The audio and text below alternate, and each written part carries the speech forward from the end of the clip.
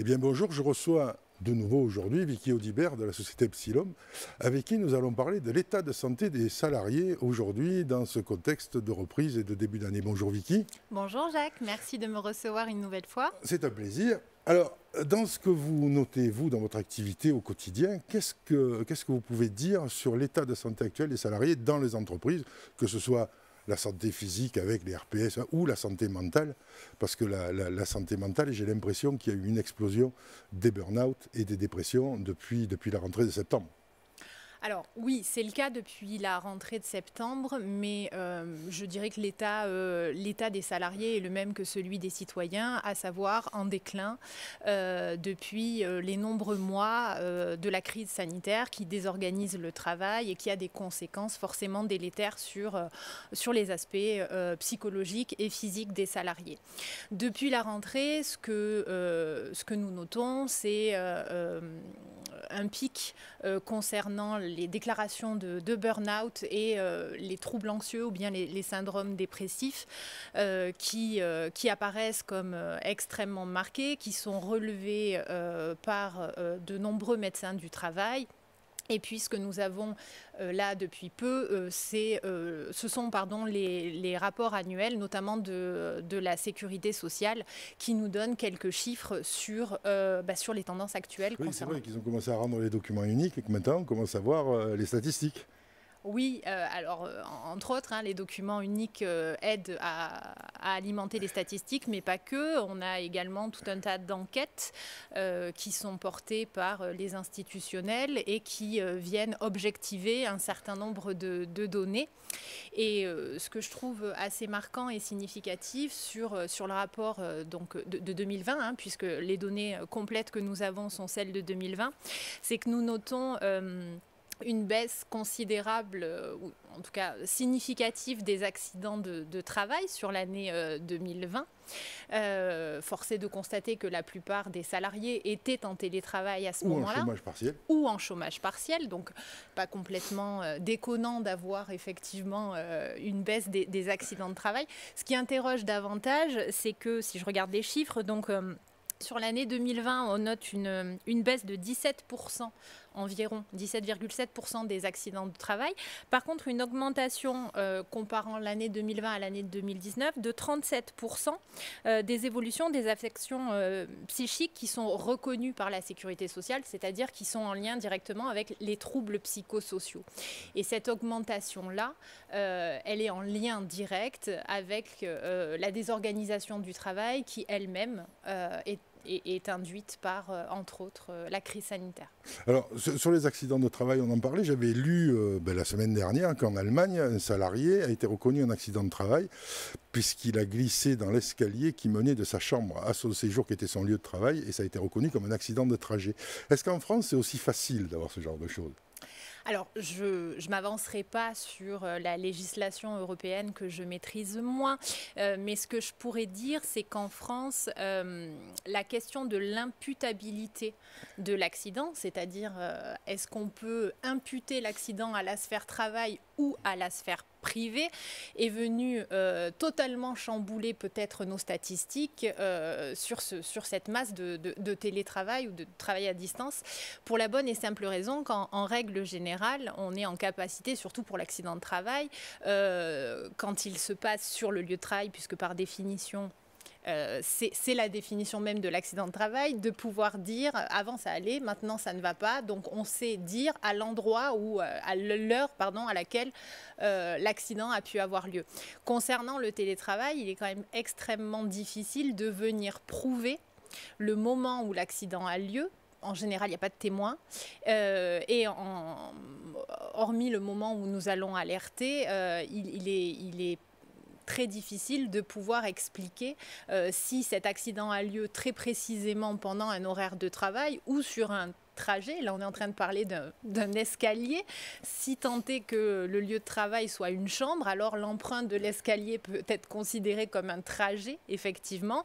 Mais c'est loin d'être si simple. Et les chiffres dont je parlais tout à l'heure, de cette baisse qu'on note sur les accidents de travail, peuvent non pas forcément refléter la baisse d'accidents, mais peut-être la baisse d'imputabilité de ces accidents à la sphère travail. C'est ça, c'est vrai qu'il est simple de prouver qu'on a un accident de travail dans l'entreprise quand on est dans l'escalier de l'entreprise, mais quand on est en télétravail, quand bien même le lieu de travail est donc le lieu de domicile aussi, le lieu d'habitation, il est très compliqué de dire c'est en allant accomplir la tâche de mon travail que j'ai glissé, que je suis en accident. C'est très très compliqué. Et là, il va y avoir des progrès à faire. Il va certainement y avoir de la jurisprudence qui va venir gonfler un petit peu le code du travail et qui va donner bien du travail à des avocats. Alors, sur les dépressions, les burn-out, est-ce qu'on l'impute simplement à la peur de reprendre, au lien social cassé dans le télétravail,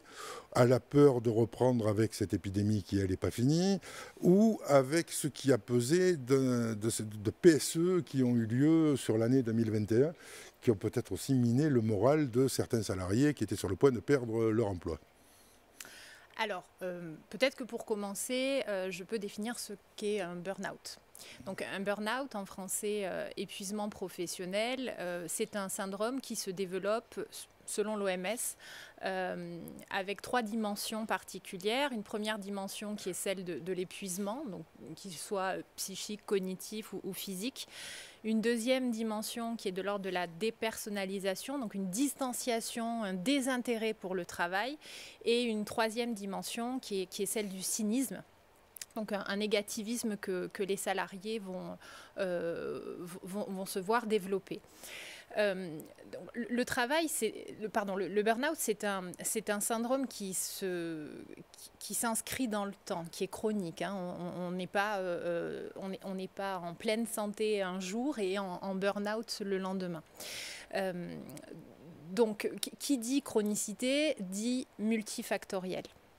Donc, il n'y a pas forcément un facteur qui est la résultante de ce qu'on observe au niveau du travail, mais tout ce que vous avez cité participe très probablement de cette dégradation. Tout ce que vous avez cité et qui s'inscrit dans le temps. Parce que ce qui va complètement jouer dans la dégradation de la santé psychique d'un individu, c'est à la fois l'intensité d'un facteur, la multiplicité des facteurs et le fait qu'ils s'inscrivent dans le temps. Et le tout venant considérablement déséquilibrer les individus sur leur sphère psychique. Alors, on a aussi un problème de gens qui ne veulent pas retourner au travail, qui ne veulent pas retourner sur le lieu de travail. Ce n'est pas qu'ils ne veulent plus travailler. Des entreprises qui disent il va falloir qu'on mette en phase le télétravail avec l'envie des gens de travailler. Et comme on a eu un PSE, on a moins de salariés, donc on va organiser l'entreprise différemment pour pouvoir rendre des mètres carrés et économiser sur le loyer. Est-ce que ça aussi, c'est quelque chose que vous notez, vous, dans les interventions que vous faites ? Oui, alors la rationalité des espaces de travail via le flex office, etc., ce sont des sujets qu'on a même déjà abordés ici. Ça fait partie du contexte actuel, c'est évident. Mais ce que je trouve intéressant, c'est que pour ma part, les entreprises qu'Epsilom a accompagnées pendant les PSE ne sont pas forcément aujourd'hui en alerte économique vraiment très forte. Donc ce sont des entreprises qui sont en phase de résilience et qui s'en sortent et qui prennent des décisions aujourd'hui pour essayer de tirer des leçons de ce télétravail qui a été forcé, hein, qui a été contraint et qui a été désorganisé pour mettre en place un certain nombre de choses. Néanmoins, c'est pas parce qu'on est en capacité de faire des analyses rationnelles et de prendre des dispositions quand on est à la direction d'une entreprise que l'ensemble des salariés est prêt à pouvoir je dirais... assimiler, gérer et Et avancer quand même, quoi. Oui, et à pouvoir faire taire les angoisses qui sont nées pendant les mois précédents et à pouvoir à nouveau se remettre en action pour pouvoir repartir au travail de façon complètement sereine. Ce n'est pas des caprices, hein, ce que l'on note chez les salariés, tous les freins qui sont notés.